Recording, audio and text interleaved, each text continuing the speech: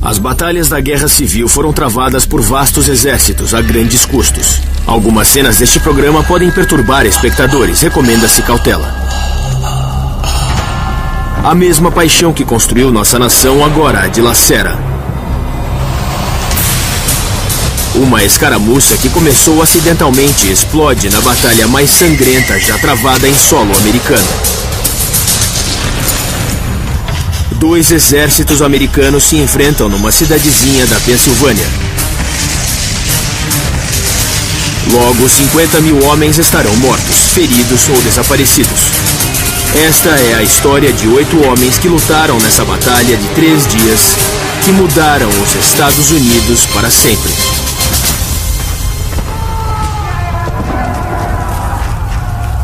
A Batalha de Gettysburg.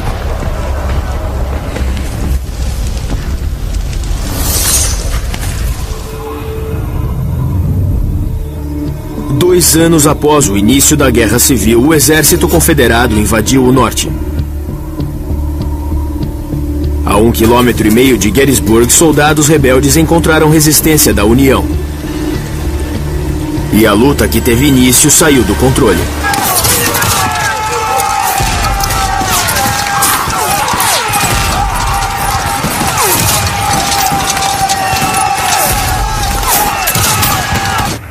Primeiro de julho de 1863, 10 horas da manhã.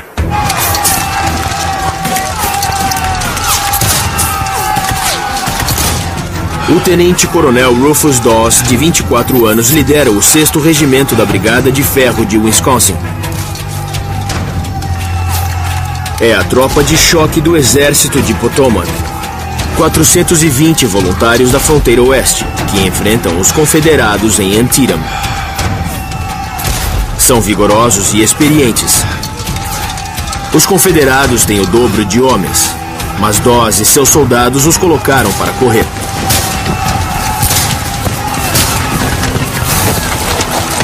Os rebeldes encontraram um abrigo num trecho de ferrovia de 180 metros. Agora eles tinham a vantagem.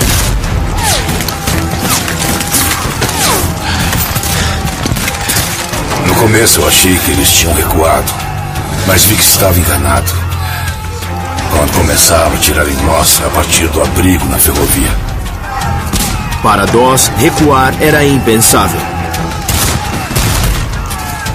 O heroísmo era um traço de família. Seu bisavô, William Dawes, lutou ao lado de Paul Revere.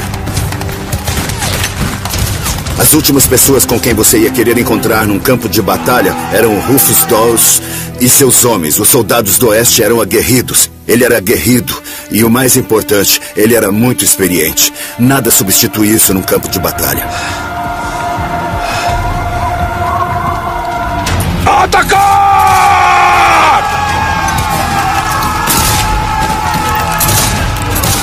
Eram apenas 175 metros até a ferrovia.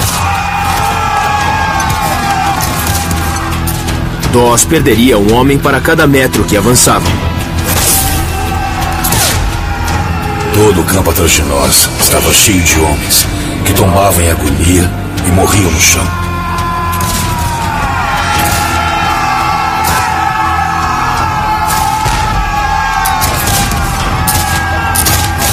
Em meio ao barulho e à fumaça, Dawes contava com as bandeiras do regimento para comandar seus soldados.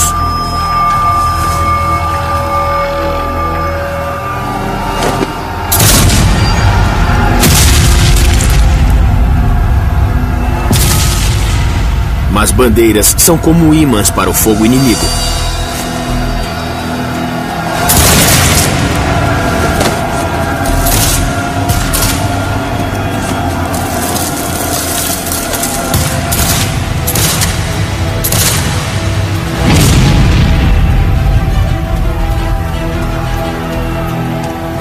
Homens sucumbiam às dezenas. Mas os rapazes se reuniam em torno das bandeiras e seguiam em frente.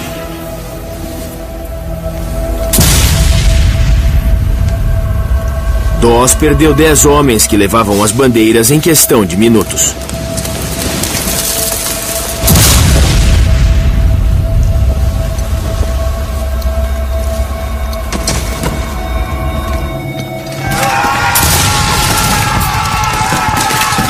Finalmente, a bandeira confederada estava ao alcance dos homens da brigada.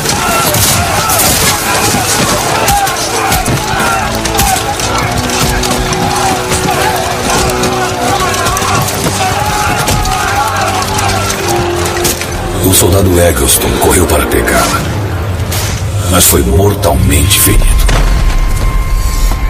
O soldado Anderson, furioso com a morte de seu bravo e jovem camarada, com um golpe terrível, rachou o crânio do rebelde que atirara em Eggleston.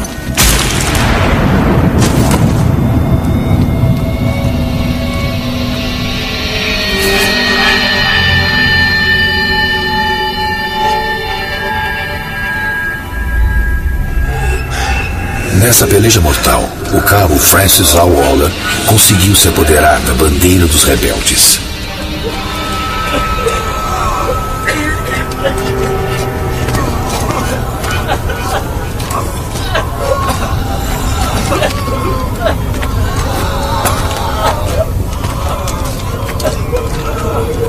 Todos vocês, larguem os mosquetes!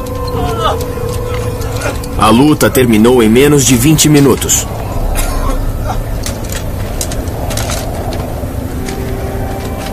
...600 rebeldes estavam mortos, feridos ou desaparecidos. Dawes perdeu quase a metade de seus homens.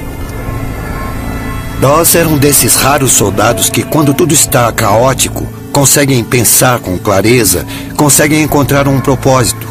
Ele sabia que precisava inspirar seus homens com sua presença.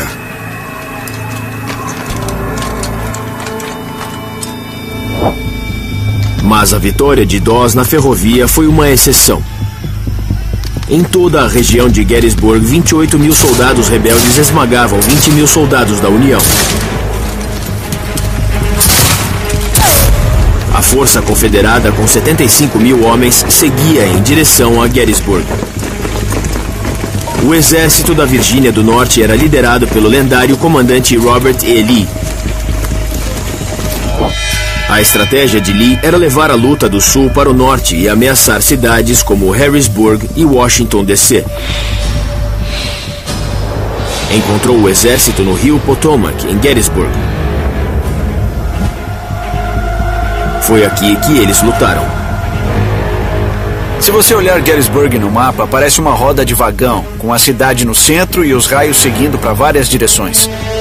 Robert E. Lee e todos os seus soldados chegaram a Gettysburg, mas não era o que ele queria. Essa batalha começou por acidente, começou por causa das estradas, e à medida que as tropas chegavam a essas estradas, explodiu a maior batalha já travada no hemisfério ocidental. Após uma série de vitórias em todo o sul, o exército de Lee invade o norte no auge de sua força. Robert E. Lee sentia-se confiante enquanto marchava para Gettysburg. Eles enxergavam o fim do túnel, sentiam que se vencessem no norte, a guerra finalmente acabaria. O momento era aquele, 63. O Lee sabia e não queria deixá-lo passar. É preciso lembrar que Lee não estava lá para vencer outra batalha. Robert E. Lee estava lá para vencer a guerra. 1º de julho de 1963, 3 da tarde. No lado norte de Gettysburg, soldados da União levavam a pior.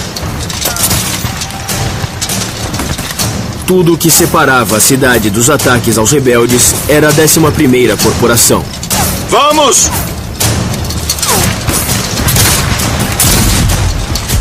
Entre eles, o sargento Amos Humiston, ex-baleeiro e pai de 3 filhos. Ele se alistou depois que o presidente Abraham Lincoln pediu 300 mil recrutas. Amos Humiston era como tantos soldados da União que sentiam um profundo amor pela família e pelo lar, mas que também tinham um forte comprometimento com o exército e com a nação. Uma bala atingira suas costelas 6 semanas antes em Chancellorsville.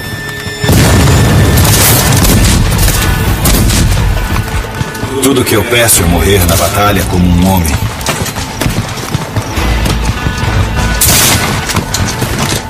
Mas odeio a ideia de morrer aqui como um porco.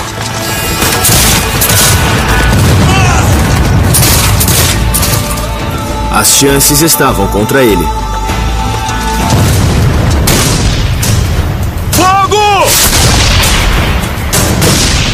Quem abria fogo contra a 11ª Corporação da Colina sobre a cidade era o Tenente-General Dick Ewell, recém-designado por Lee. Teimoso, excêntrico, profano. Ewell perdera a perna esquerda combatendo a Brigada de Ferro um ano antes na segunda batalha de Bull Run. Agora ele queria vingança. Fogo! Um mês antes, o lendário segundo comandante de Robert A. Lee, Stonewall Jackson, fora morto em batalha e substituído por Ewell, que precisava fazer jus ao antecessor.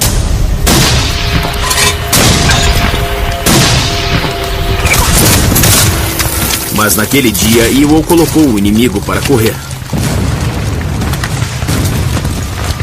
Após sofrer 9.000 baixas, os soldados da União deixaram Gettysburg.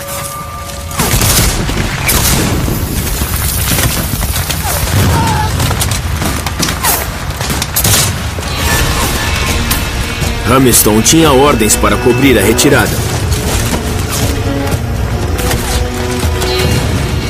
Mas estava sob fogo pesado. Às 4 da tarde, sua unidade voltou para a cidade. Vamos! Mas não tinham para onde ir.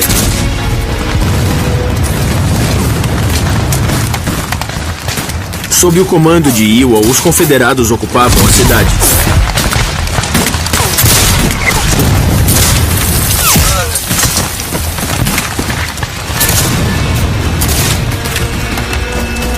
Era uma derrota para os rebeldes.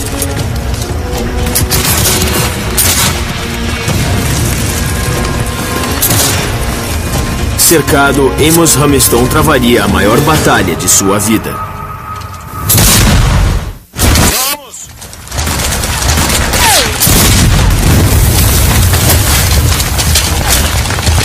1º de julho de 1863, 4:30 da tarde. O exército da Virgínia do Norte continuava eliminando os soldados da União com precisão mortal. Após somente 10 horas de luta, os nortistas recuaram, com 9.000 homens mortos ou feridos. Os rebeldes estavam perto da vitória que Lee almejava. A cada batalha de Lee, a cada vitória conquistada, o que ele não conseguia era destruir o exército de Potomac. Ele apenas gastava capital, sem nenhum efeito estratégico. Lee sabia que o tempo passava e queria continuar lá para destruí-los. O sargento Amos Hamilton arriscou a vida cobrindo a retirada da União. Enquanto os soldados confederados tomavam a cidade. Dos 270 homens no regimento de Hamilton, apenas 18 não haviam sido mortos, feridos ou capturados.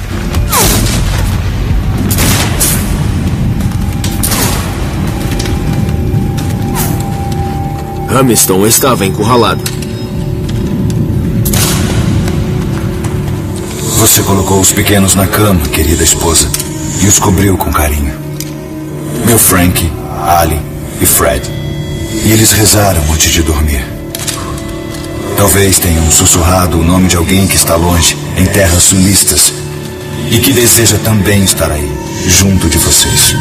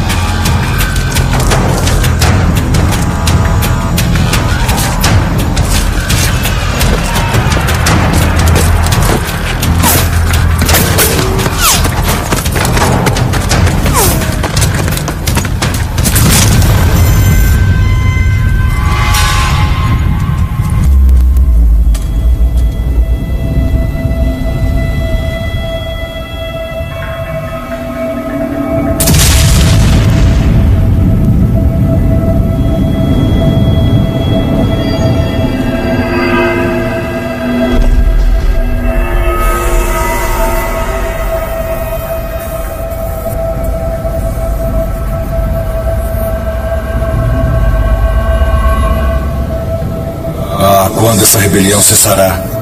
Quando essa maldita guerra terminará? E nós reencontraremos nossos entes queridos para nunca mais nos separarmos.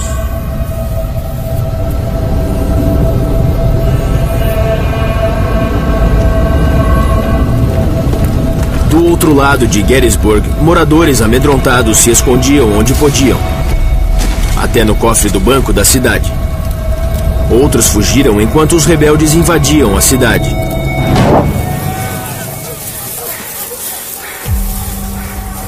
Especialmente negros, que não queriam ser capturados pelo exército rebelde.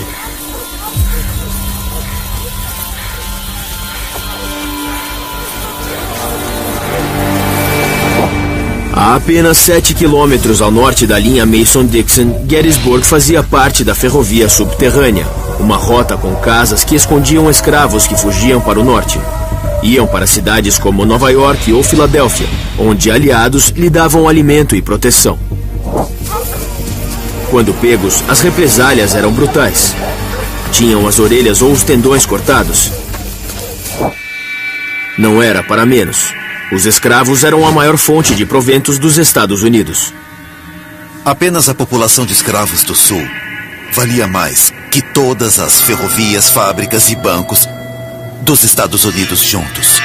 Um negócio que valia mais de 3,5 bilhões de dólares. A riqueza do Sul dependia quase totalmente das pessoas que estavam escravizadas. Seja em termos de direitos ou em termos dos aspectos políticos, tudo aponta para a escravidão. A escravidão está no centro de tudo que causou a Guerra Civil. Ao cair da noite, a bandeira confederada tremulava sobre Gettysburg.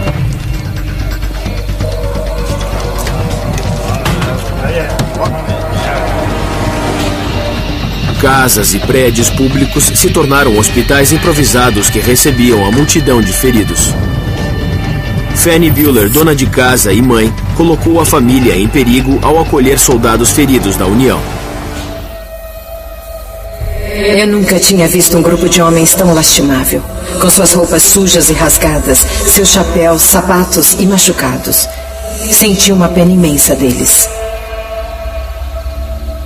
Até então, a enfermagem e ofício sangrento sempre fora uma profissão masculina. Mas durante a Guerra Civil, 20 mil mulheres se inscreveram para cuidar dos feridos.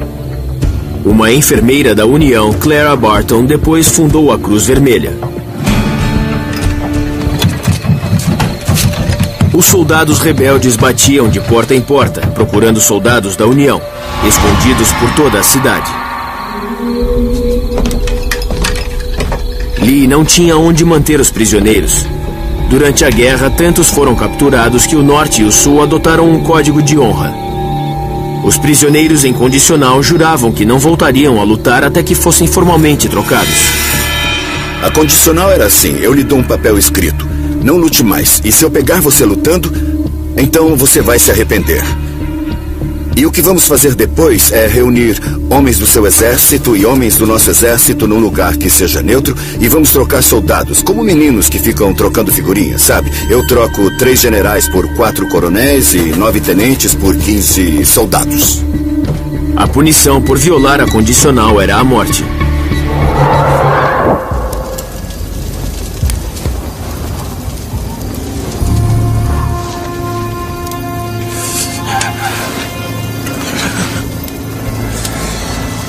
Amos Hamilton estava ferido e sozinho num pátio no meio da cidade.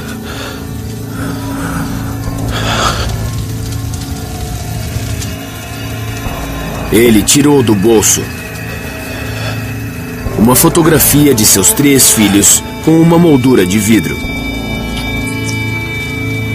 Um presente que sua mulher lhe dera antes que partisse para a guerra.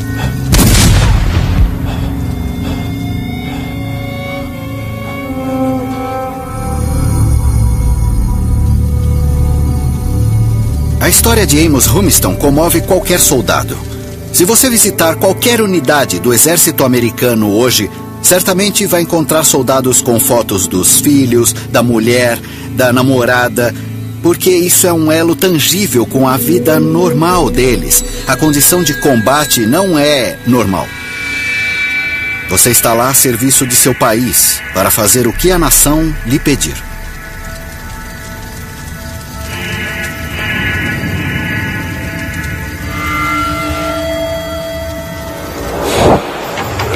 Mas os riscos aumentavam tanto para o norte quanto para o sul. No planalto fora da cidade, Rufus Dawes e o exército da União se preparavam. Era lá que a Batalha de Gettysburg seria decidida.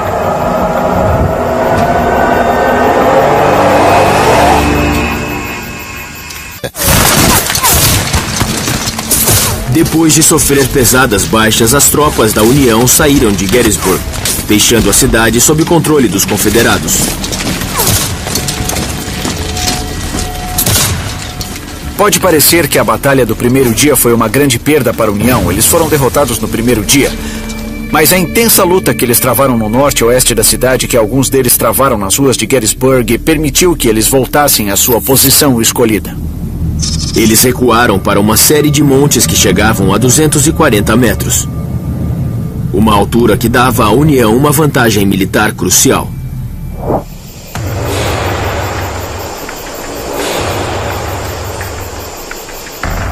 Primeiro de julho de 1863, 9 da noite. No Monte Cope, Rufus Dawes e o que restara de sua brigada de ferro cavavam. Tinham uma nova arma, a pá. Construíam parapeitos, uma forma de defesa que remontava aos romanos. Adiante! Sigam em frente! Alguns oficiais achavam que defesas criavam covardes. Mas não Dawes. Após perder metade de seus homens, ele queria toda a proteção possível.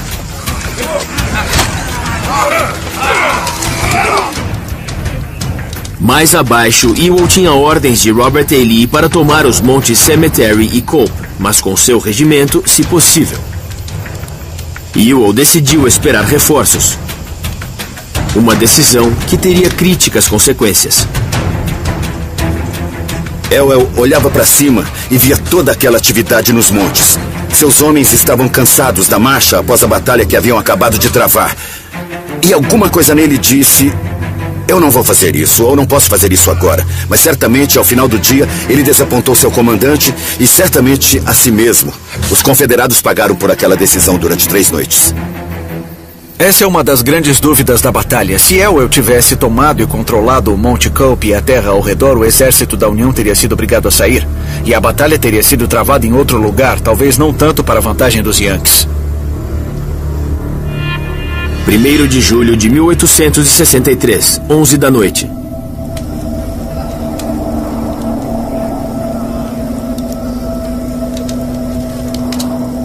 Nos campos ao redor de Gettysburg, dava-se uma sinistra colheita. A dos mortos e feridos do primeiro dia. Quem cuidava dos feridos dos dois lados era o Dr. LeGrand Wilson, confederado, profundamente religioso. Nasceu em Jackson, Mississippi, mas estudou no norte. Sua família tinha 40 escravos no Mississippi. Foi minha primeira experiência num campo de batalha. E foi de um horror indescritível. Se todos os seres humanos pudessem ver o resultado das loucas paixões humanas como eu vi naquela noite, a guerra acabaria. Jamais haveria outra batalha. A espantosa quantidade de mortos na Guerra Civil é algo difícil de absorver. O número de soldados que morreram na Guerra Civil costuma ser estabelecido entre 620 e 630 mil. Hoje, isso corresponderia à perda de 6 milhões de vidas.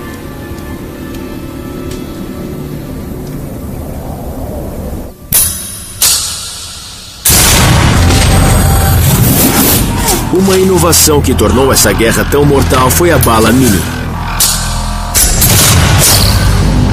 90% dos soldados tratados por Wilson tinham ferimentos causados por essa bala. Uma base oca e ranhuras estabilizavam sua trajetória e a tornavam mais precisa.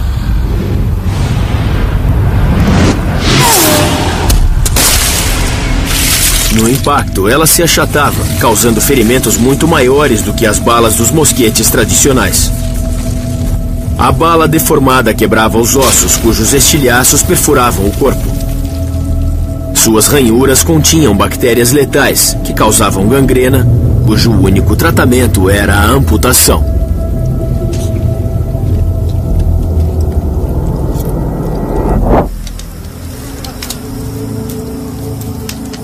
Os negros carregavam as macas. Alguns escravos usaram a invasão como uma chance para fugir. Até o final da guerra, 500 mil de escravos fugiram para o norte. 150 mil se alistaram no exército da União.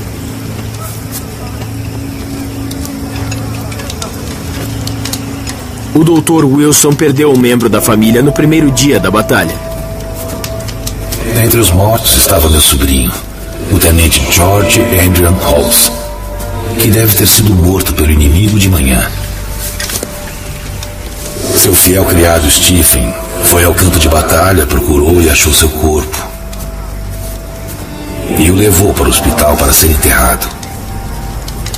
Membros da mesma família serviam juntos, e por isso lutavam com tanto ardor. Em alguns estados, 1/4 ou mais dos militares mais velhos morreram na guerra, e centenas de milhares foram feridos. Em alguns casos, todos os jovens de uma cidade foram dizimados durante a guerra. – 2 de julho de 1863, meia-noite.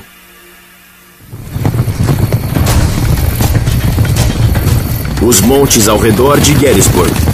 No ano anterior, o presidente Abraham Lincoln demitiu 5 comandantes do Exército da União. O 6º comandante, George Meade, orgulhoso, explosivo, formado em West Point como Robert E. Lee, estava há apenas 3 dias na função. Quando o mensageiro chegou com a notícia de sua promoção, ele pensou que estava sendo preso. Mas Meade chegou com uma vantagem: o terreno alto. Sendo topógrafo, ele sabia como usá-lo. Posicionou seus soldados de modo a tirar vantagem do terreno. Situou-os em Little Round Top, Cemetery Ridge, Cemetery Hill e Culp's Hill, formando assim uma linha defensiva no formato de um anzol. Quando os confederados invadissem Gettysburg, Meade poderia enviar homens para responder a ataques de qualquer direção. As forças da União tinham linhas interiores em posição de defesa, ou seja, o flanco direito estava muito próximo ao flanco esquerdo e eles podiam enviar reforços de um flanco ao outro. Era uma posição defensiva perfeita.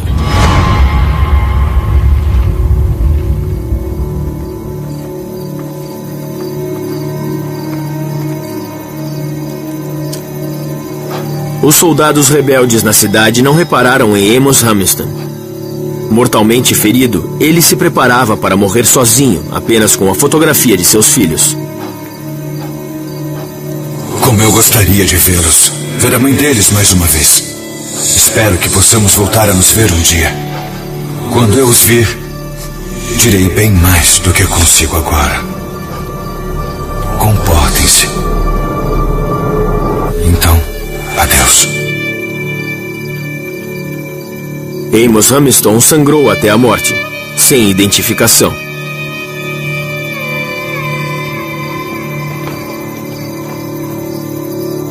O medo de morrer anonimamente atormentava soldados dos dois lados. Alguns bordavam o nome no uniforme. Ainda não existiam placas de identificação. Até o final da guerra, 400 mil soldados seriam considerados desaparecidos. Não podemos imaginar a escala de morte, de sofrimento. Ninguém poderia ter imaginado uma tal carnificina.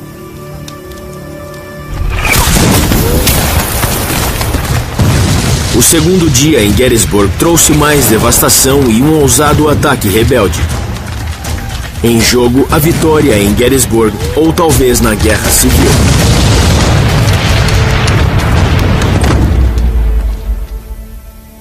De julho de 1863, meio-dia. Os rebeldes planejam fazer um ataque surpresa, com 14.500 soldados. Sua missão é romper o cerco da União nas colinas flanqueando o anzol de Meads. A meta dos confederados em 2 de julho era encontrar, atacar e destruir os soldados da União, desfazer a posição deles e vencer a Batalha de Gettysburg. O líder de uma unidade rebelde era o brigadeiro-general William Barksdale. Escravagista, separatista, patriota sulista, nascido em Columbus, Mississippi. Barksdale era um homem que defendia as ideias confederadas e as levava adiante com agressividade, com ódio manifesto pelos Yankees. Mas havia um problema. O território à frente dele não fora patrulhado, pois a cavalaria de Lee estava longe, a 19 quilômetros de distância, recolhendo suprimentos. A cavalaria, os olhos e ouvidos de qualquer exército não estava mais em comunicação com Lee. Lee estava cego no campo de batalha. E por causa disso ele não sabia o que a União estava fazendo, e isso, é claro, prejudica qualquer exército. Sem a cavalaria para guiá-las, as tropas rebeldes avançaram até quase ficarem à vista dos soldados da União. Barksdale e toda a força de ataque precisaram encontrar outra rota. Um atraso grave que lhes custou 2 horas. Nesse tempo, Meade reforçou suas defesas. Quando me perguntam, e se houvesse metralhadoras na Guerra Civil, eu digo, esqueça isso. Um par de walkie-talkies teria mudado o desfecho da Guerra Civil. A 5 quilômetros dali, George Meade também tinha um problema. Após 3 dias no cargo, ele perdeu o contato telegráfico com Washington, D.C. Inventado 25 anos antes, o telégrafo mudava o modo com que as batalhas da Guerra Civil eram travadas. O presidente Abraham Lincoln, um diligente comandante em chefe, gostava de receber notícias do fronte o tempo todo. A unidade de comunicação instalava linhas temporárias até os generais. Mas em Gettysburg, o equipamento não havia chegado. E os rebeldes haviam cortado as linhas. Durante esse tempo todo, ele devia pensar: Lee nos venceu muitas e muitas e muitas vezes. Se nos vencer em Gettysburg, ninguém estará entre ele e o Capitólio. Só ele. Ele não pode perder. Para enviar ordens ao fronte, Meade usou uma inovação baseada no código Morse. A sinalização com bandeiras. Ao agitar as bandeiras, formavam letras, como os pontos e traços do código. Deu certo. Meade detectava os movimentos dos rebeldes e reagia de acordo.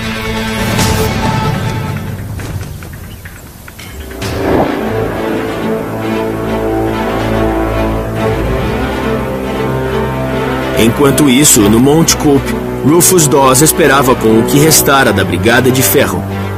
No dia anterior, haviam rechaçado os rebeldes na ferrovia.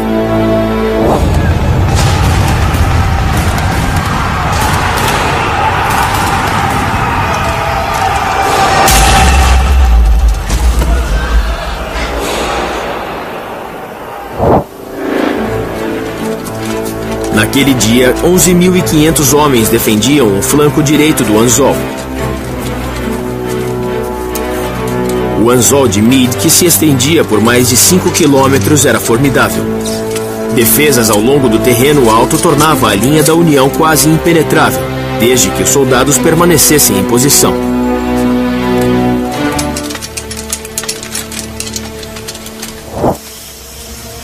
Mas um comandante da União não seguia as ordens de Meade. O Major-General Dan Sickles. Um milionário desonesto e sem princípios. Acabara de ser absolvido por assassinar o amante da esposa, usando pela primeira vez nos Estados Unidos o argumento de loucura temporária, e sairia de Gettysburg com a imagem ainda mais manchada.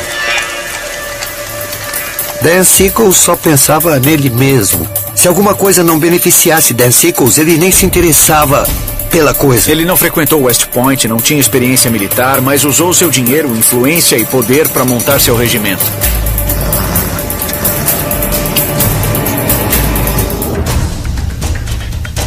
Contrariando as ordens de Meade, Sickles avançou demais com sua terceira unidade, quebrando o anzol e deixando os flancos expostos. Um erro que poderia ter custado à União a batalha e talvez a guerra.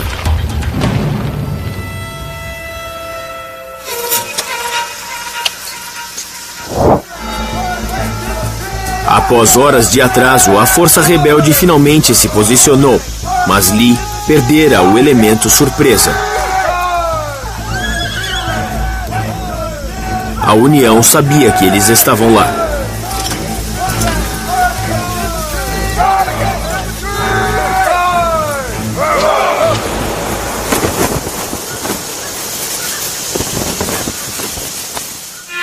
(2 de julho de 1863, 4:30 da tarde).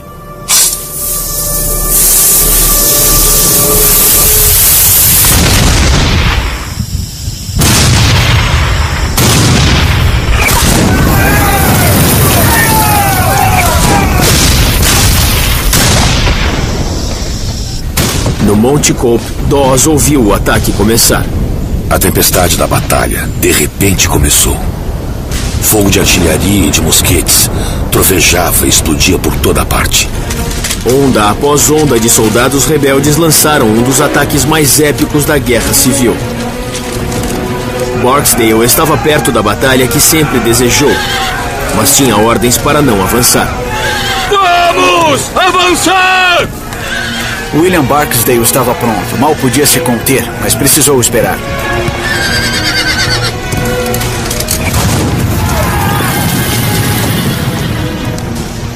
O plano era reunir 10 brigadas confederadas e atacar com 2 de cada vez. Uma brigada atacava o inimigo. Então, 15 ou 30 minutos depois, a seguinte atacava o inimigo, e depois a seguinte e a seguinte. Lutas que agora estão gravadas na história americana. Devil's Den, Little Round Top, Whitfield, Beachy Orchard e Cemetery Ridge.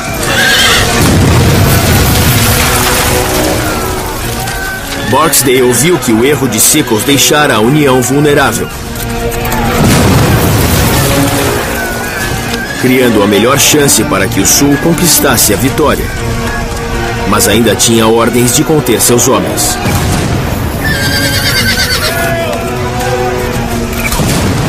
Vamos, homens!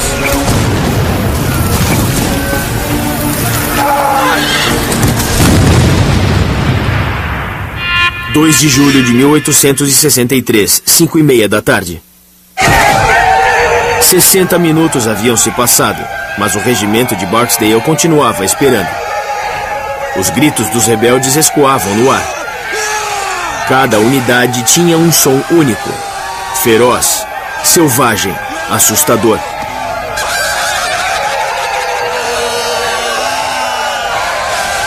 Ao lado de Barksdale estava o soldado Joseph Lloyd, 21 anos, trabalhador, nascido em Big Oak, Mississippi.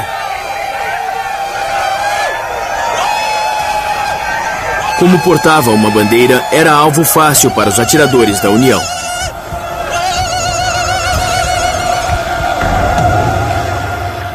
(2 de julho de 1863, 6 da tarde). Vamos, homens! 90 minutos após o início dos ataques, Barksdale e seus homens finalmente foram liberados para lutar.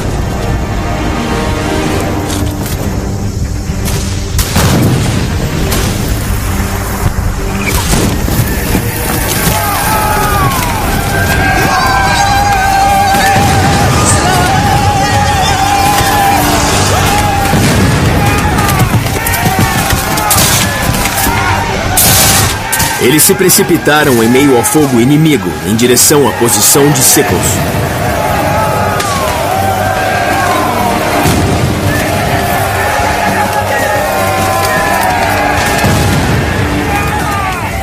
O que aconteceu depois poderia mudar o curso da guerra.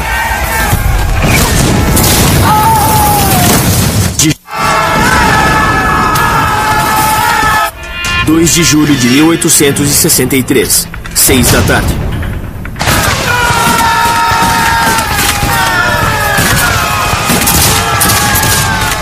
Cheios de adrenalina, seguros de sua causa, William Barksdale e sua brigada do Mississippi finalmente atacaram. Vamos! Seus 1.600 homens eram parte de uma vasta ofensiva. 21 mil soldados atacavam a linha de Meade desde Little Round Top até Cemetery Ridge. Um ataque definitivo com o fim de vencer a Guerra Civil. A missão de Barksdale era romper as defesas da União em Cemetery Ridge.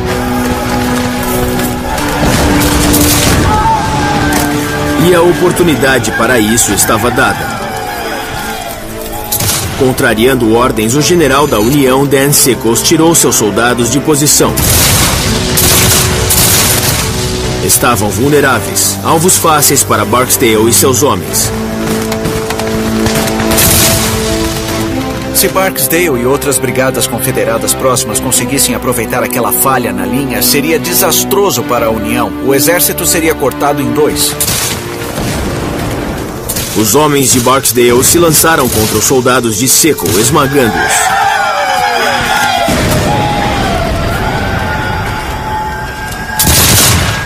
Suas defesas começaram a cair, e toda a linha de Meade poderia sucumbir. William Barksdale e seus homens atropelaram os Yankees. Esmagaram os soldados da União, capturaram várias centenas, se não mais, e depois continuaram a seguir em direção a Cemetery Ridge. Observando do alto do Monte Cope, Rufus Dawes percebeu que o exército estava em apuros. Víamos claramente que nossas tropas perdiam terreno. Milhares recuavam. O suspense e a ansiedade eram terríveis. A linha rebelde avançava. O grito dos rebeldes predominava. A ofensiva de Lee estava dando certo. Ele tinha condições de conquistar a vitória definitiva que buscava. Meade não teve escolha. Retirou 8 mil homens do Monte Cope para rechaçar os rebeldes.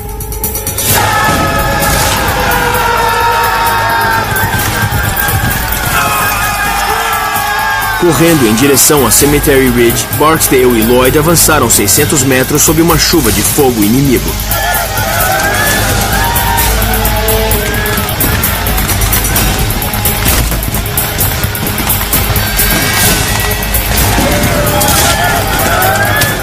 O comandante da União, Dan Sickles, não teve tanta sorte. Uma bala de canhão amputou sua perna.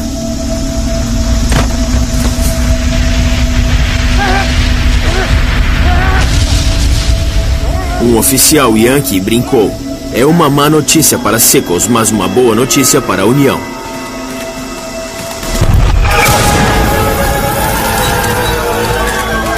A brigada de Barksdale levou quase 1 hora, mas finalmente cruzou a linha de Sickles. Soldados da União começaram a fugir. Os homens de Barksdale se aproximaram de Cemetery Ridge, farejando vitória. Mas avançavam diretamente para mais de 20 canhões da União, a 400 metros de distância, cada um capaz de disparar 2 balas por minuto.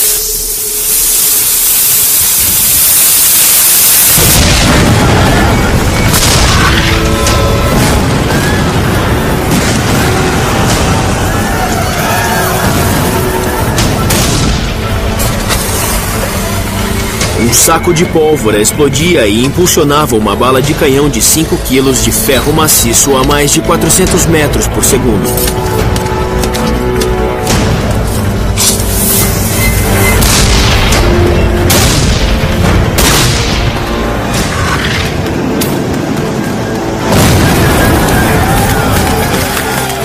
Àquela distância, Barksdale e Lloyd seriam feitos em pedaços.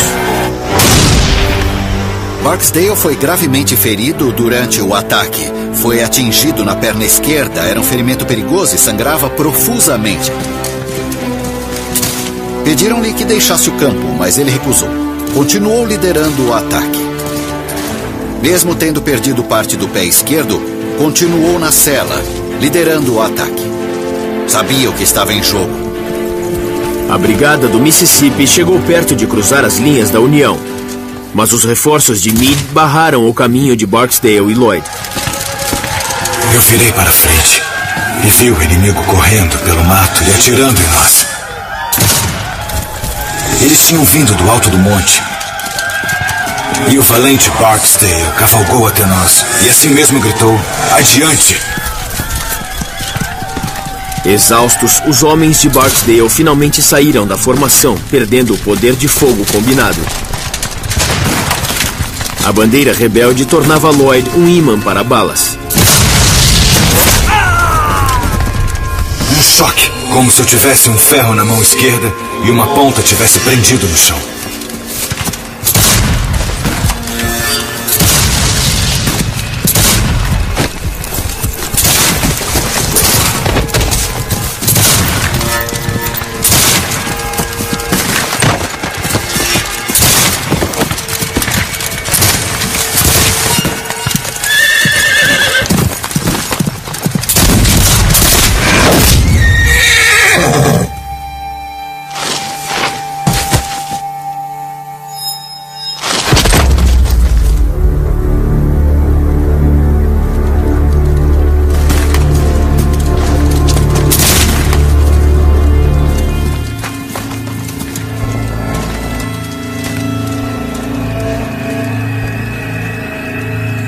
Os soldados da União prosseguiram. Um deles colocou uma tipóia no meu braço e disse: "Boa sorte."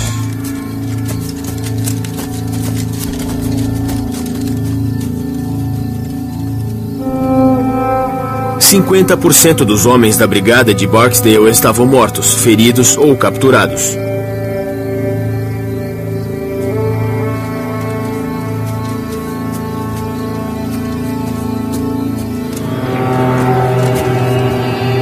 Lloyd quase deixou de notar seu comandante, que tombara.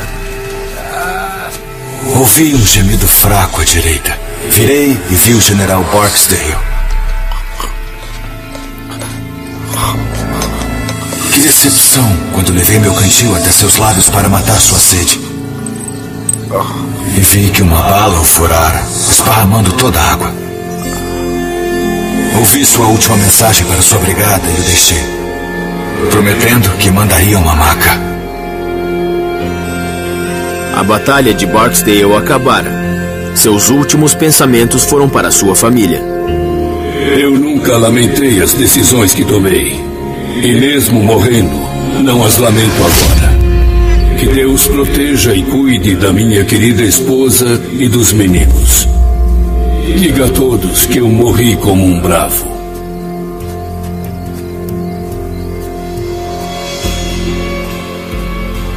Provavelmente ele pensava: eu terminarei a guerra.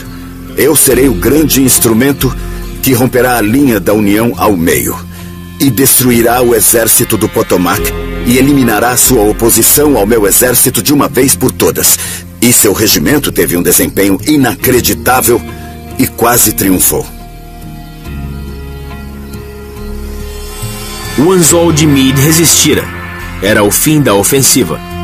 O general confederado Longstreet disse que haviam sido as melhores 3 horas de luta jamais realizadas em qualquer campo de batalha.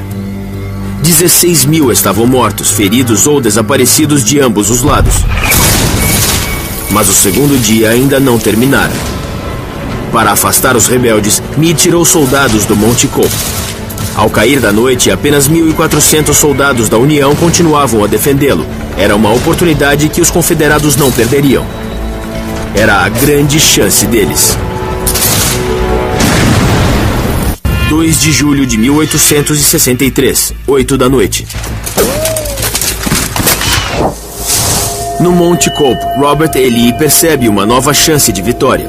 Meade tirou 8.000 soldados do monte para repelir o ataque rebelde. Apenas 1.400 soldados haviam restado. Agora 4.500 rebeldes avançam na direção deles.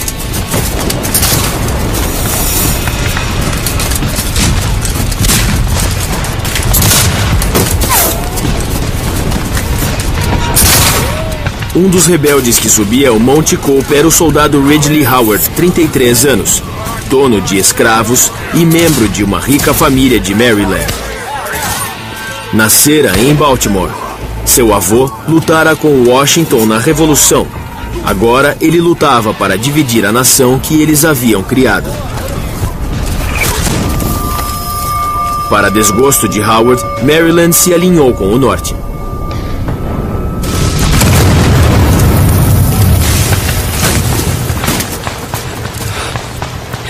Maryland estava muito dividido na parte leste do estado. A escravidão estava enraizada, arraigada. Ridley Howard vinha dessa economia rural da classe escravagista.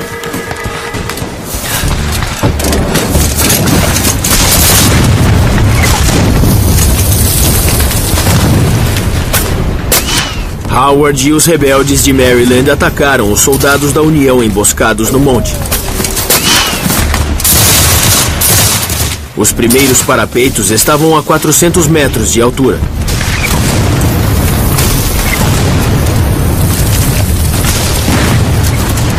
Foi um caos. Balas e projéteis voavam em todas as direções.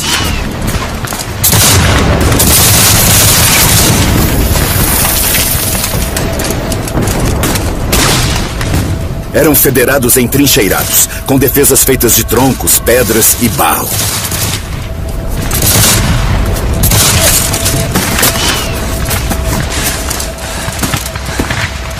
Eles deviam estar pensando: essa é a minha última luta.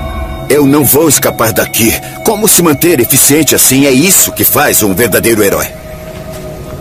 Prosseguíamos em costa acima, nossa linha continuamente rompida pelas imensas pedras das quais precisávamos desviar. Howard enfrentava uma luta tão feroz que um rebelde a chamou de matadouro. Não era uma posição nada agradável, com gritos contínuos de que estávamos atirando em nossos próprios homens.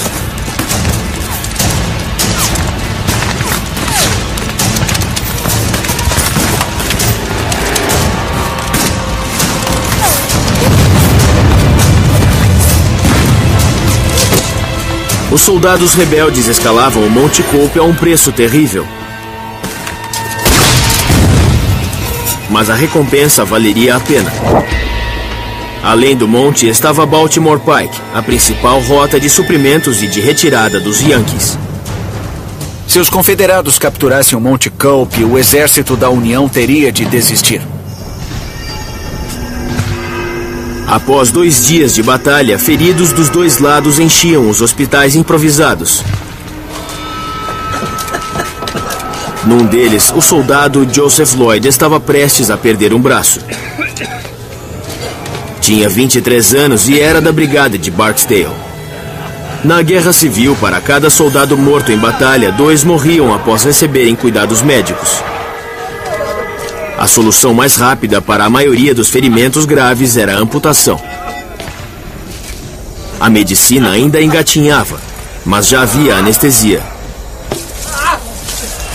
O clorofórmio acabara de ser descoberto e a morfina era distribuída generosamente. 1000 galões de uísque também estavam à mão. O cirurgião confederado LeGrand Wilson tratava de soldados feridos desde a noite anterior. O paciente pode ou sentar numa cadeira ou deitar na beirada de uma cama para receber o torniquete.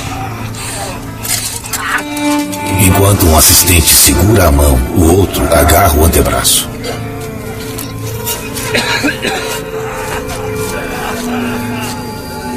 A amputação levava em média 12 minutos. Sem antibióticos e sem conhecimento sobre infecções, eles não paravam nem para lavar as mãos ou os instrumentos.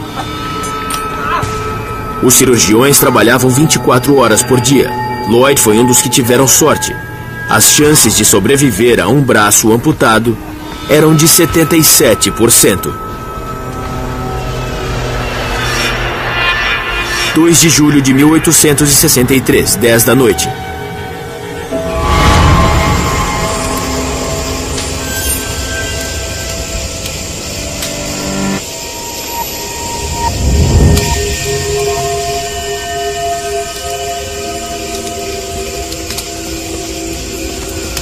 Rufus Dawes e seus homens estavam entre os poucos Yankees que haviam restado no Monte Cope.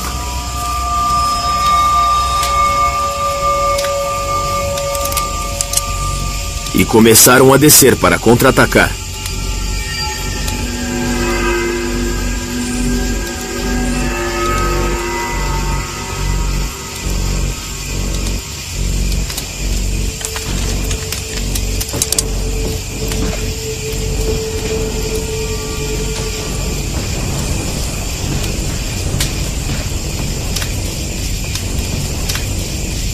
É um ataque! Cuidado!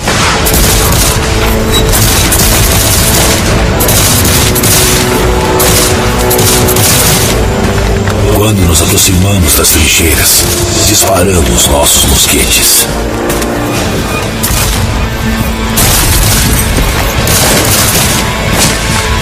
Devido à escuridão e à surpresa de nossa chegada, o inimigo atirou cegamente.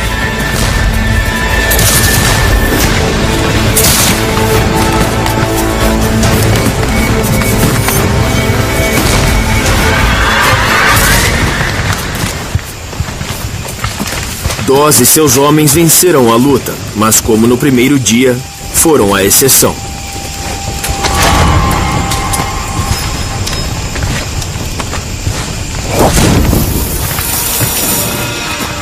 Perto dali, a unidade de Ridley Howard tomou um trecho crucial de defesas e continuou avançando sob fogo pesado.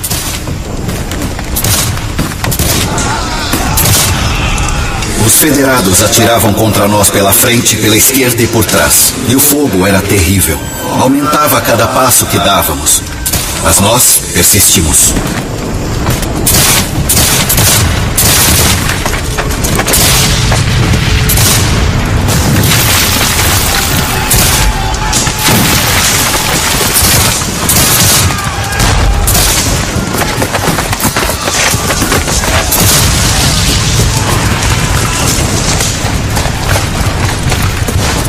Estavam a apenas 500 metros de Baltimore Pike, uma posição que ameaçaria toda a linha da União. Mas à noite, em terreno desconhecido, uma grande oportunidade foi perdida. Eles estavam na retaguarda do exército da União, estavam no flanco do exército da União. Mas devido a algo tão simples, a escuridão, eles nem sabiam quão perto estavam. Incapazes de distinguir amigos de inimigos, eles pararam de atirar. Se os confederados tivessem conseguido tomar o Monte Cope na noite de 2 de julho e rompido a linha, teriam tomado o centro de comunicações da União em Baltimore Pike, onde também estavam os vagões de suprimentos e a artilharia de reserva. Isso teria forçado Meade a bater em retirada e poderia ter sido uma grande reviravolta a favor dos confederados.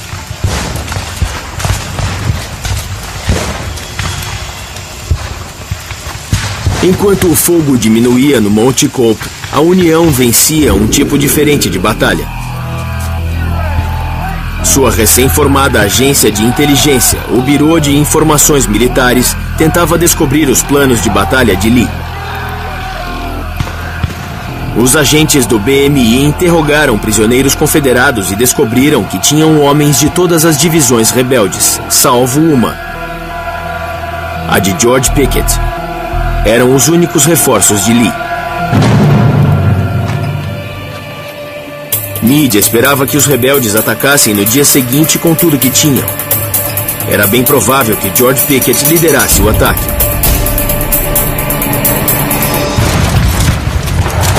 Fogo!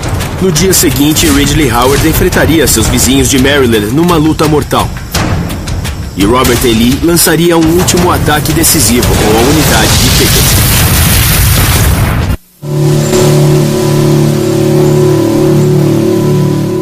– 3 de julho de 1863, 5 da manhã.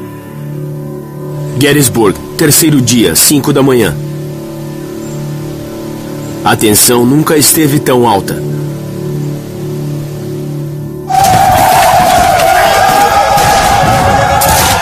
No dia anterior, Robert E. Lee esteve prestes a conquistar a vitória. Tropas confederadas atacaram o flanco esquerdo da União e quase romperam a linha de defesa. Robert E. Lee sabia que havia chegado muito perto. Mas em vão. O general Meade também estava abalado. Sabia que havia sido por pouco. Que escapara da derrota por um tris. Agora, as tropas rebeldes ganhavam terreno no Monte Cobb e ameaçavam a retaguarda da União.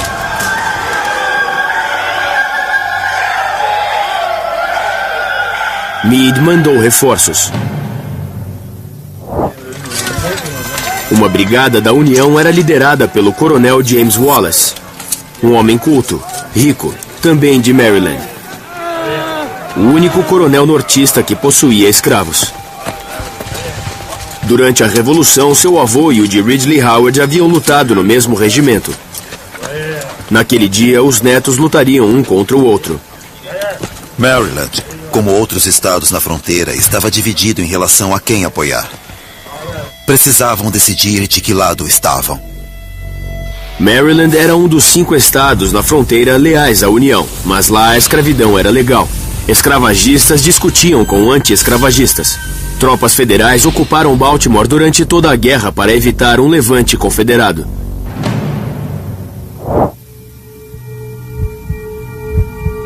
No Monte Cobb, a unidade de Ridley Howard preparava-se para atacar. O alvo eram pontos defendidos por soldados federados de seu próprio estado.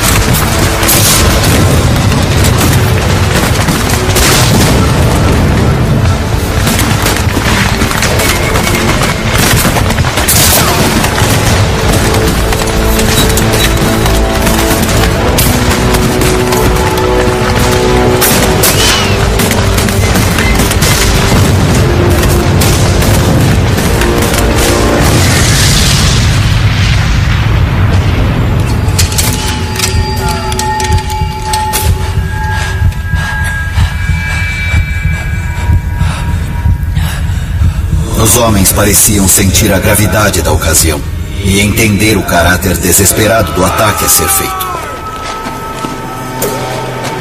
Eu pedi a Deus força para cumprir meu dever. Na noite anterior, os rebeldes haviam sido 3 vezes mais numerosos que os federados. Agora, a proporção se invertera. Fogo!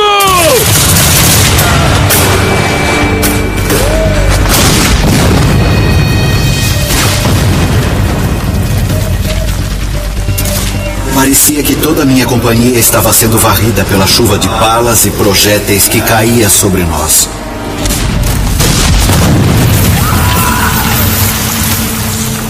Foi como se um demônio se apoderasse de mim. Eu só tinha um pensamento: vingar meus camaradas. Apontar! Fogo!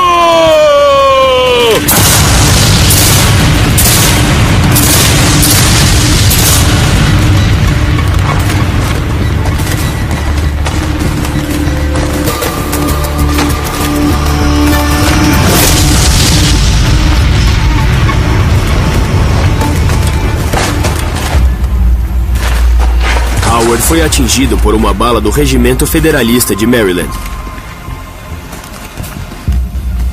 Senti minha coxa queimar. E era como se todo o sangue do meu corpo estivesse indo naquela direção. É difícil dizer isso, mas estou convencido de que os federados atiraram deliberadamente enquanto estávamos indefesos naquele campo. Um soldado à minha esquerda levou um tiro. E eu também, no quadril. Ferimentos no quadril quase sempre eram fatais. Eu esperava que cada momento fosse o último. Então eu me endireitei, cruzei os braços sobre o peito e esperei minha hora chegar. O tempo pareceu parar enquanto Ridley Howard se preparava para morrer.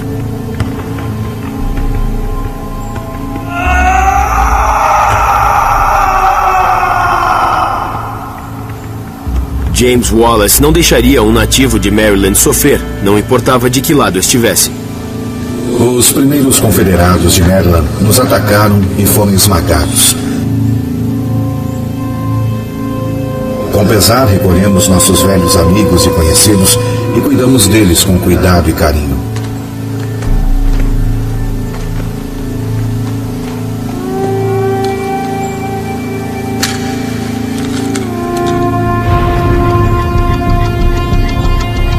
Não sei quanto tempo fiquei lá.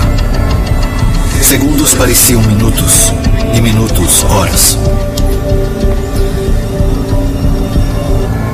Os soldados de quem Howard menos esperava ajuda correram para socorrê-lo. Os mesmos federados que haviam atirado nele. Eles me perguntaram qual era meu regimento. E eu disse que era o batalhão de Maryland. Eles disseram: "Você sabe que está lutando contra seus próprios homens?" Eu respondi sim. E essa é a nossa intenção.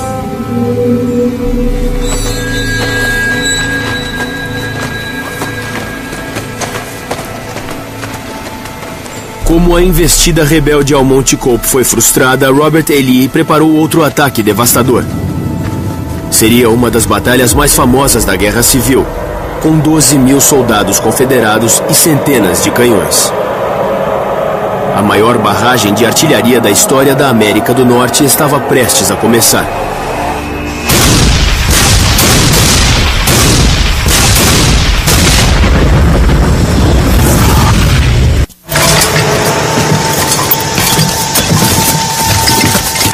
De julho de 1863, 1h10 da tarde. Após 2 dias de ataques e contra-ataques, Robert E. Lee estava prestes a lançar a ofensiva que decidirá a Batalha de Gettysburg e o curso da guerra.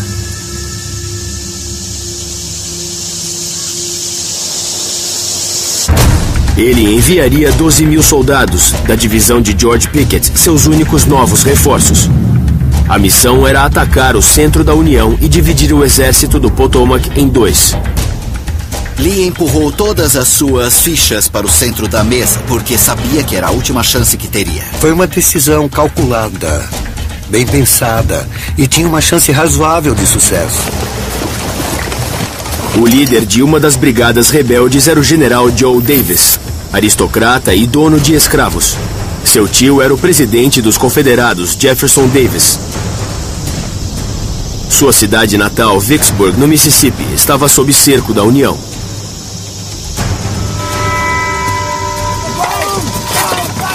Para enfraquecer as defesas da União, os confederados posicionaram 160 canhões. Uma linha de artilharia tinha 3 quilômetros de comprimento. Contra eles, 100 canhões da União.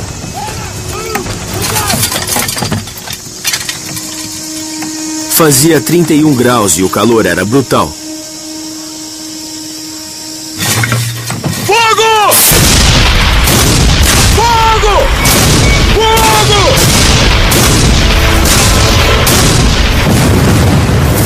Era a maior barragem de artilharia da história do hemisfério ocidental.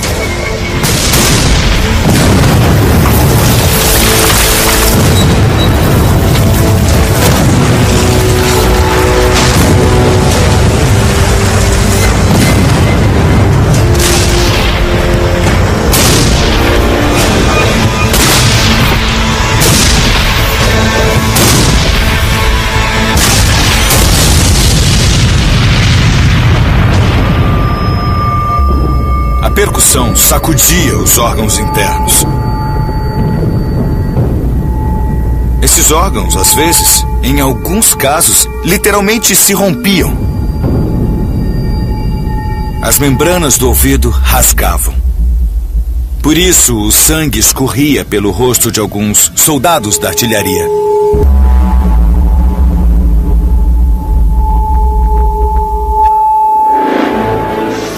A barragem da artilharia era ouvida em Harrisburg, na Pensilvânia, a 65 quilômetros de distância. Cessar fogo! Cessar fogo! Cessar fogo! Para que Lee pensasse que danificaria a artilharia da União, os comandantes ordenaram um cessar-fogo. Às 3 da tarde, a artilharia confederada também parou de atirar. Uma calma sobrenatural reinava sobre o campo de batalha. A fumaça do bombardeio ainda pairava naquele dia sem vento. Os Yankees esperavam um ataque violento dos sulistas. Os sulistas sabiam o que tinham que fazer e o que enfrentariam, e deve ter sido um momento tenso enquanto eles se olhavam através do campo.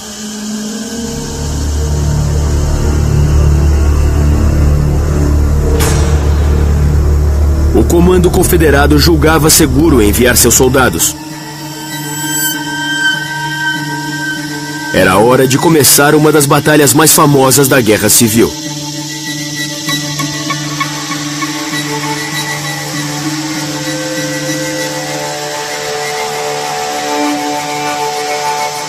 Avançar! Joe Davis e seus homens começaram a avançar. Era parte de um ataque rebelde que se estendia por 1,5 km.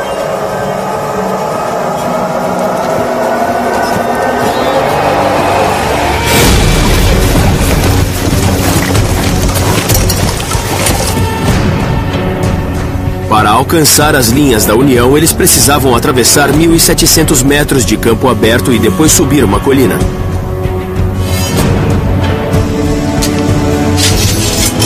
Mas o que os líderes confederados não sabiam era que a artilharia da União ainda tinha muito poder de fogo. Apenas esperavam que os rebeldes chegassem mais perto. Joe Davis e seus homens marchavam para uma infernal barragem de artilharia.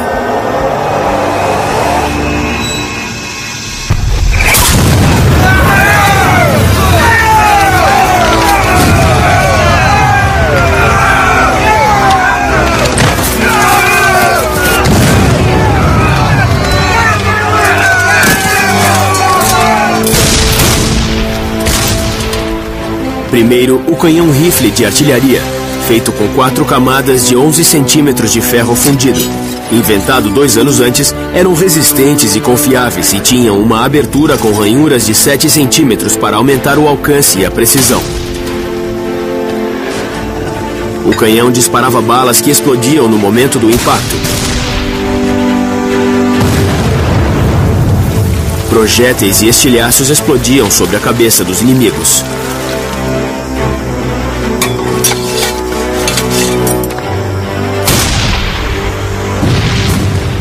Um tiro podia eliminar 10 homens.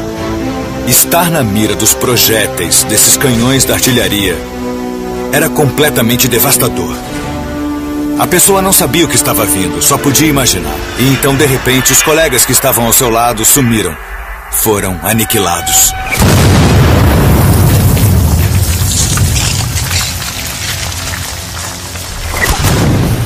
Parar para responder o fogo em campo aberto era suicídio.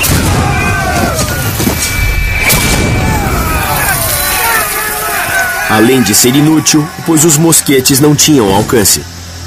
Vamos, homens! Davis sabia que seus homens precisavam continuar avançando. Éramos cada vez menos numerosos a cada passo, sob aquele fogo destrutivo que atingia fatalmente nossa frente e flanco esquerdo.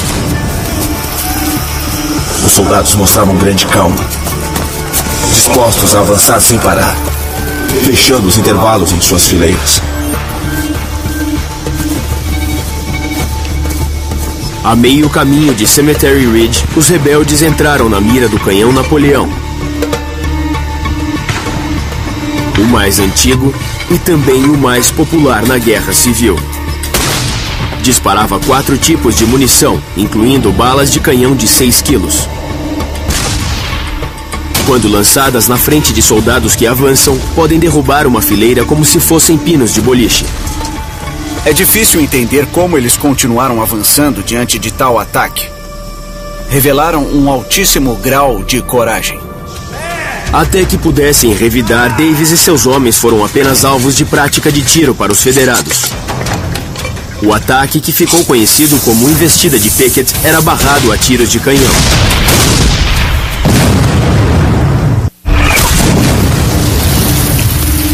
3 de julho de 1863, 3h10 da tarde. A ofensiva de Lee avançava para as tropas inimigas em Cemetery Ridge. A artilharia da União os esmagava. Avançar! Era o momento da verdade em Gettysburg, para ambos os exércitos. Joe Davis e seus homens estavam a 400 metros dos canhões da União, ao alcance da caixa de metralha. A caixa de metralha era a arma mais devastadora da época. Latas cheias com 28 bolas de ferro.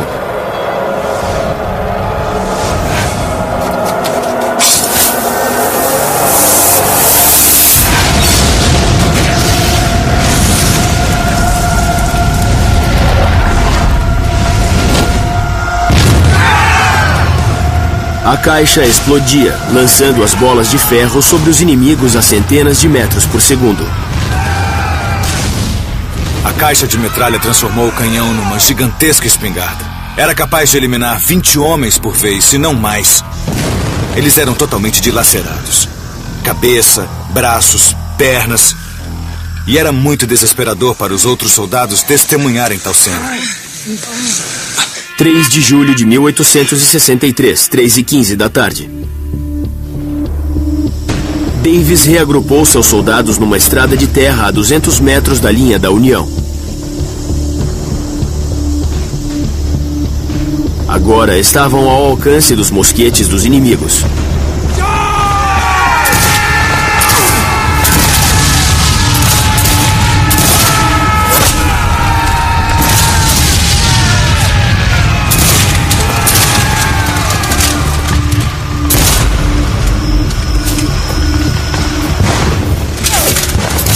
Uma cerca que usavam como proteção recebeu 836 tiros. A brigada à esquerda de Davis não conseguiu chegar, deixando o flanco exposto e abrindo um intervalo na linha dos rebeldes.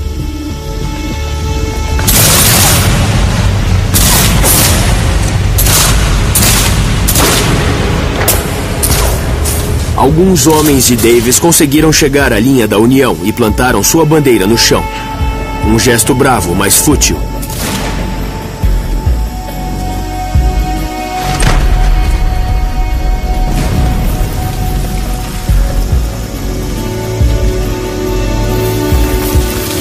O restante da unidade de Davis cedeu e recuou. –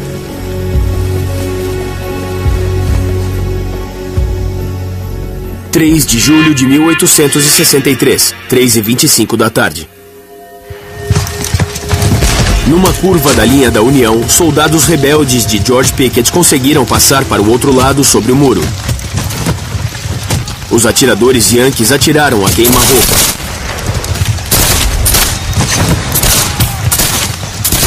Era a hora do combate corpo a corpo. Era extremamente brutal. Os homens usavam seus cabos de mosquetes, suas facas de guerra, suas baionetas para bater, assim como outras armas. Os rebeldes tomaram 3 canhões, mas logo foram dominados. Era a última chance de Lee em Gettysburg. Mas não bastou. Eles quase dividiram o exército da União em 2, quase conseguiram. O momento mais promissor de Robert E. Lee se transformou em sua maior derrota. 3 de julho de 1863, 3h35 da tarde. Toda a linha rebelde bateu em retirada. Eles foram obrigados, forçados a se retirar pelo mesmo terreno em que fizeram um ataque tão corajoso e intrépido. Mais da metade dos homens que iniciaram a investida de Pickett estavam mortos, feridos, capturados ou desaparecidos. Lee perdeu 1/3 de seu exército em Gettysburg. Foi a batalha mais sangrenta já travada em solo americano. Foram mais de 50.000 baixas. A audaz invasão do norte por Robert E. Lee havia fracassado. 4 de julho de 1863. Dia da Independência. Rufus Dawes, da Brigada de Ferro, completava 25 anos.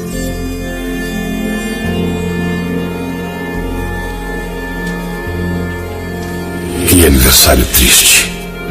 Meu pequeno grupo, agora com apenas 200 homens, estão enterrando os corpos ensanguentados de amigos e inimigos. Hoje não há luta. A guerra civil ainda duraria mais 2 anos. Gettysburg não foi a última chance de Lee vencer, mas foi a melhor. Ele nunca mais chegaria tão perto da vitória. O povo do Norte passou a acreditar que o alto comando militar da União era capaz de vencer Robert E. Lee no campo de batalha. Ninguém achava que a guerra estava perto de acabar, mas muitos no Norte se consolaram com a vitória em Gettysburg, esperando realmente que, de fato, a corrente mudaria a favor deles. Por muitos motivos, essa batalha se tornou um evento americano importante e crucial.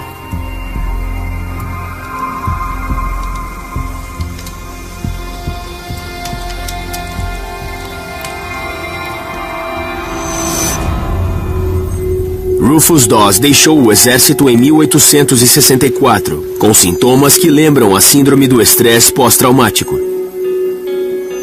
Seu filho Charles se tornou o 30º vice-presidente dos Estados Unidos da América ao lado de Calvin Coolidge. Joe Davis despertou para a notícia de que sua cidade natal, Vicksburg, fora tomada por Ulysses S. Grant. Adoeceu gravemente, mas manteve o comando. Acompanhou Lee até Appomattox, para a rendição formal do Sul.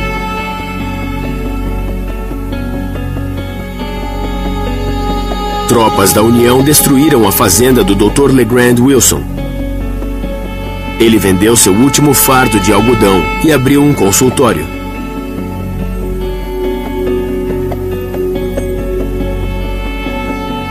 Ridley Howard se recuperou e voltou para a guerra. Perdeu uma perna em Cold Harbor em 1864. Segundo a lenda, seu fantasma ainda assombra sua casa em Baltimore.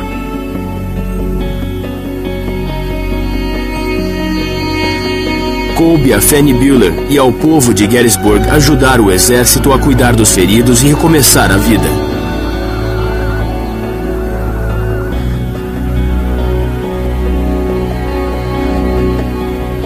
A cidade de Gettysburg foi tomada durante meses pelos feridos. O cheiro da morte pairou no ar por semanas, por meses. Então, os horrores que se seguiram àquela batalha foram os maiores da guerra. Uma menina encontrou um soldado caído no quintal. Ele não tinha nenhuma identificação, mas segurava a fotografia de 3 crianças. A foto foi publicada pelos jornais e se tornou famosa. O mistério do soldado desconhecido comoveu toda a nação. 4 meses depois, uma mulher do norte de Nova York reconheceu as crianças e resolveu o mistério.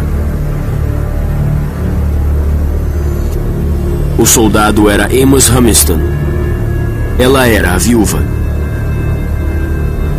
Humiston foi enterrado num novo cemitério no campo de batalha de Gettysburg. O presidente Abraham Lincoln falou durante quase 2 minutos em sua homenagem. A batalha e seu discurso ecoarão através das eras.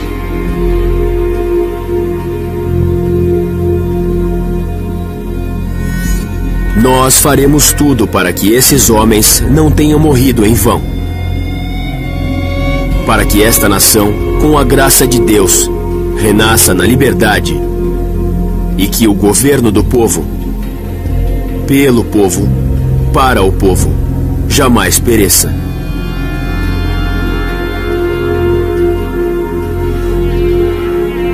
Gettysburg foi um ponto de virada na guerra que decidiu o futuro dos Estados Unidos. Preservou uma nação que nasceu livre e sob o princípio de que todos os homens são criados iguais.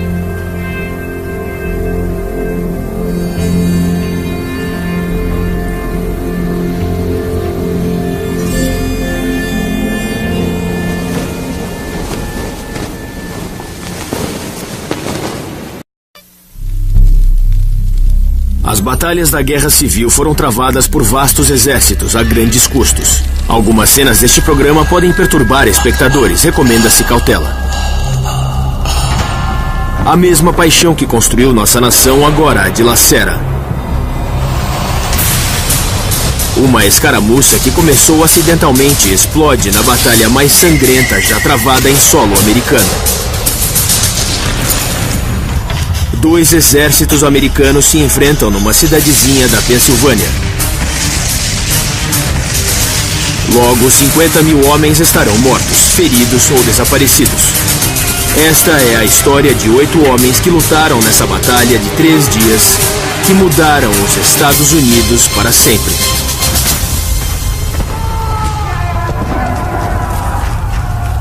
A Batalha de Gettysburg.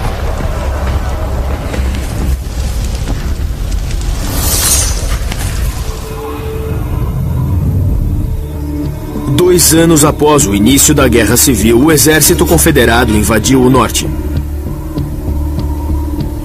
A 1,5 km de Gettysburg, soldados rebeldes encontraram resistência da União. E a luta que teve início saiu do controle.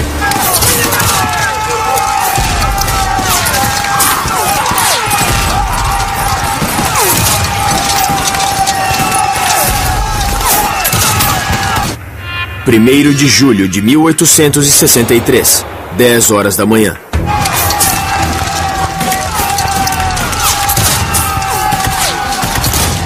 O tenente-coronel Rufus Dawes, de 24 anos, lidera o 6º Regimento da Brigada de Ferro de Wisconsin.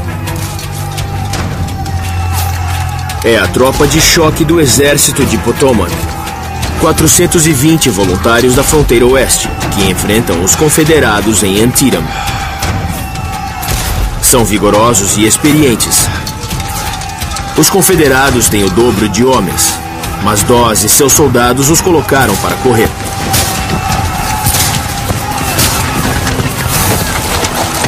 Os rebeldes encontraram abrigo num trecho de que os soldados rebeldes esmagavam 20 mil soldados da União. A força confederada, com 75 mil homens, seguia em direção a Gettysburg. O exército da Virgínia do Norte era liderado pelo lendário comandante Robert E. Lee. A estratégia de Lee era levar a luta do sul para o norte e ameaçar cidades como Harrisburg e Washington, D.C. Encontrou o exército no rio Potomac, em Gettysburg. Foi aqui que eles lutaram. Se você olhar Gettysburg no mapa, parece uma roda de vagão, com a cidade no centro e os raios seguindo para várias direções. Robert E. Lee e todos os seus soldados chegaram a Gettysburg, mas não era o que ele queria. Essa batalha começou por acidente, começou por causa das estradas, e à medida que as tropas chegavam a essas estradas, explodiu a maior batalha já travada no hemisfério ocidental.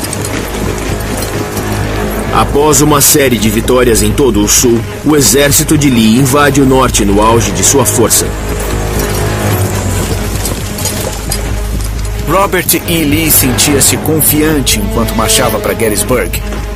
Eles enxergavam o fim do túnel, sentiam que se vencessem no norte, a guerra finalmente acabaria. O momento era aquele, 63. O Lee sabia e não queria deixá-lo passar. É preciso lembrar que Lee não estava lá para vencer outra batalha. Robert E. Lee estava lá para vencer a guerra. 1º de julho de 1963, 3 da tarde. No lado norte de Gettysburg, soldados da União levavam a pior. Tudo o que separava a cidade dos ataques aos rebeldes era a 11ª Corporação. Vamos!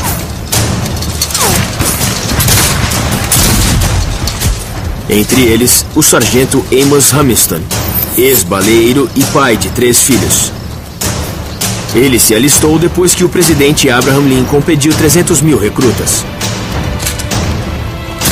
Amos Humiston era como tantos soldados da União que sentiam um profundo amor pela família e pelo lar, mas que também...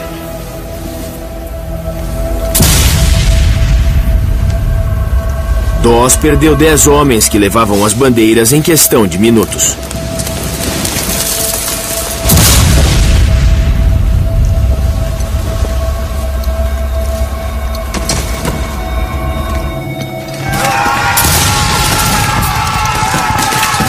Finalmente, a bandeira confederada estava ao alcance dos homens da brigada.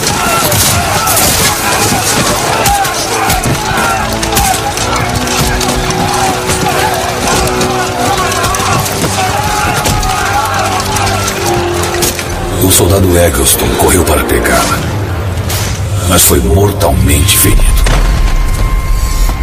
O soldado Anderson, furioso com a morte de seu bravo e jovem camarada, com um golpe terrível, rachou o crânio do rebelde que atirara em Eggleston.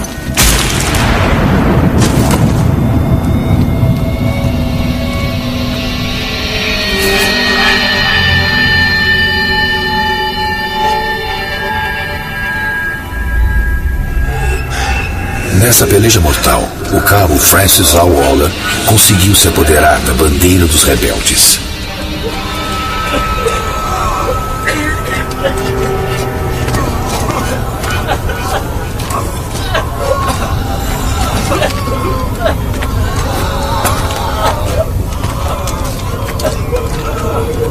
Todos vocês, larguem os mosquetes!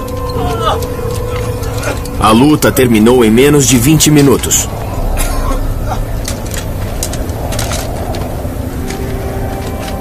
...600 rebeldes estavam mortos, feridos ou desaparecidos. Dawes perdeu quase a metade de seus homens. Dawes era um desses raros soldados que, quando tudo está caótico, conseguem pensar com clareza, conseguem encontrar um propósito. Ele sabia que precisava inspirar seus homens com sua presença.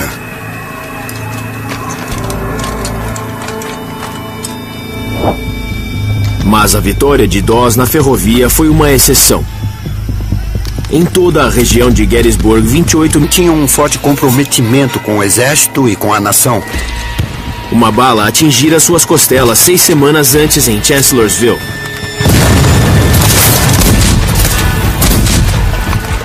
Tudo que eu peço é morrer na batalha como um homem.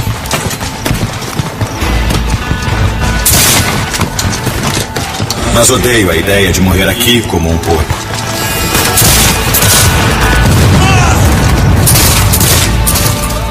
As chances estavam contra ele. Fogo! Quem abria fogo contra a 11ª Corporação da Colina sobre a cidade era o Tenente-General Dick Ewell, recém-designado por Lee. Teimoso, excêntrico, profano. Ewell perdera a perna esquerda combatendo a Brigada de Ferro 1 ano antes na segunda batalha de Bull Run. Agora ele queria vingança. Fogo! Um mês antes, o lendário segundo comandante de Robert A. Lee, Stonewall Jackson, fora morto em batalha e substituído por Ewell, que precisava fazer jus ao antecessor.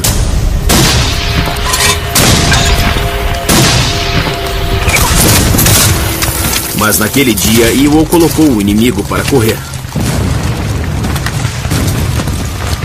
Após sofrer 9.000 baixas, os soldados da União deixaram Gettysburg.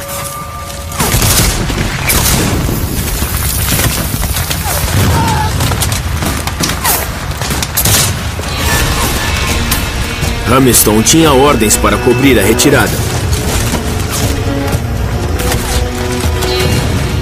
Mas estava sob fogo pesado. Às 4 da tarde, sua unidade voltou para a cidade. Vamos! Mas não tinham para onde ir.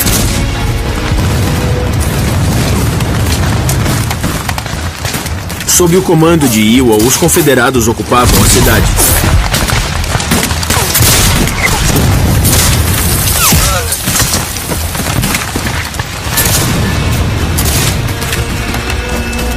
Ferrovia de 180 metros. Agora eles tinham a vantagem.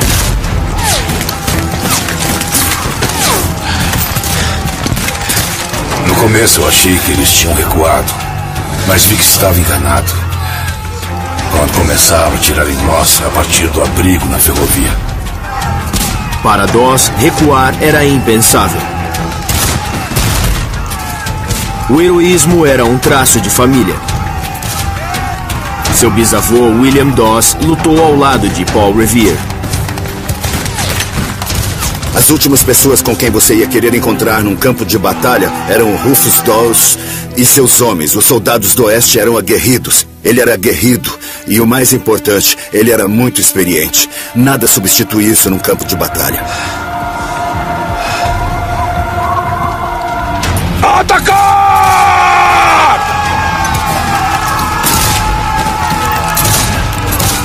Eram apenas 175 metros até a ferrovia. Dawes perderia um homem para cada metro que avançavam. Todo o campo atrás de nós estava cheio de homens que tombavam em agonia e morriam no chão.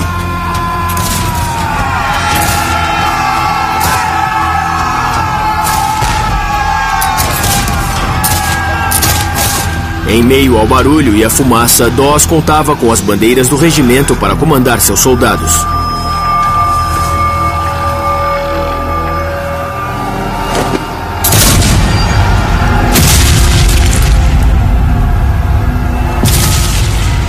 Mas bandeiras são como ímãs para o fogo inimigo.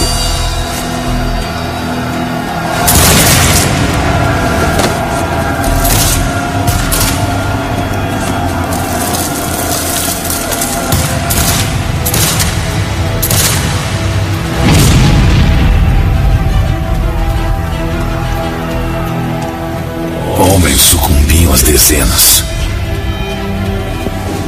Mas os rapazes se reuniam em torno das bandeiras e seguiam em frente.